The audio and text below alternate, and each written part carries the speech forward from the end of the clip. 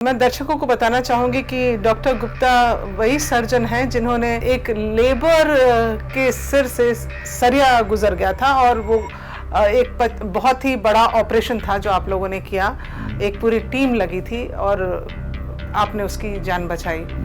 मेरे पास एक कॉल आया एक छोटे से हॉस्पिटल से कि ऐसे ऐसे एक लेबरर के सरिया घुस गया है और उसके पास शायद पैसे भी ना हो आपको देने के लिए। तो मैंने जो तस्वीर देखी मेरा तो दिल धक से हो गया डॉक्टर कि बिल्कुल वो सरिया यहाँ से आर पार था। हाँ?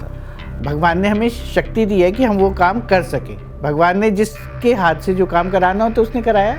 मोबाइल फोन देखने में तो आम समस्या है कि एक एडिक्शन है, एक लत है। बैठे बैठे लोग रील स्क्रॉल कर रहे हैं। अक्सर हमने सुना है लोगों को कहते हुए आंखें खराब हो जाएंगी, लेकिन और क्या क्या खराब हो जाता है? हम शायद अपनी जीवन शैली में एक मोबाइल का इस्तेमाल ज़रूरत से बहुत ज़्यादा कर रहे हैं। लड़का गेमर था और वो इतना एडिक्टेड था गेम से कि वो सारे दिन गेमिंग मोबाइल पे गेमिंग, यहाँ गेमिंग वहाँ गेमिंग करता था। तो उसके ब्लड के बैठे रहने से उसके ब्लड क्लॉट्स डेवलप होने शुरू हो गए और वो ब्रेन में जाके अटैक कर दिया उन्होंने। तो ही डेवलप पैरालिसिस और फिर we had to operate on that patient सिर्फ मोबाइल गेम खेलने की वजह से या गेमिंग करने की वजह से। डॉक्टर, अगर हम एक इस पर आए कि एक न्यूरो सर्जन के पास लोग कब जाएं?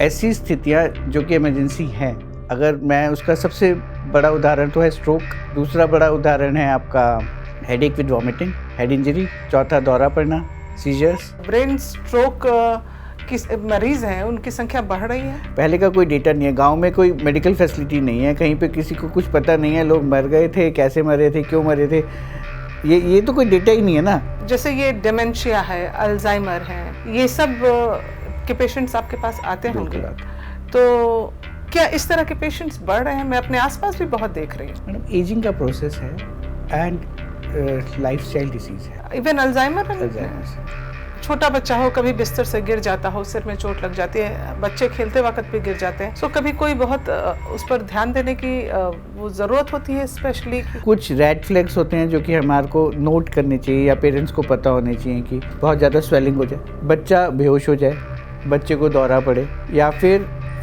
उल्टियाँ करें। तो अक्सर जब चोट लगती है तो हम बहुत कंफ्यूजन रहता है कि सिकाई जो है गर्म पानी से की जाए कि ठंडे पानी से। शुरू में जब लगे तो कोल्ड फॉर्मेंटेशन करें और 1-2 दिन के बाद हॉट। ये क्लॉटिंग क्यों होने लगती है? क्लॉटिंग होने के तो फिर वही हमारे लाइफस्टाइल डिसीजेस हैं, BP, sugar, smoking, alcohol, lifestyle diseases यही 4 है। कैसे पहचाने हम लोग कि नॉर्मल सिर दर्द है और या माइग्रेन है? देखिए, माइग्रेन का जो बेसिक कॉन्सेप्ट है आप ये समझिए कि माइग्रेन वो दर्द है जिसका कोई कारण नहीं है मिलता, और सिर दर्द कारण से होता है ज़्यादातर। आम लोगों को ये जो आपने अभी सिम्टम्स बताए कि ऐसा बी फास्ट आपने बताया, वो पता भी नहीं है। नहीं पता अभी ना, यही जब तक व्यक्ति धड़ाम से जमीन पे ना गिर जाए, मुझे नहीं लगता कि कोई उसको अस्पताल भी ले जाए। हाँ जी।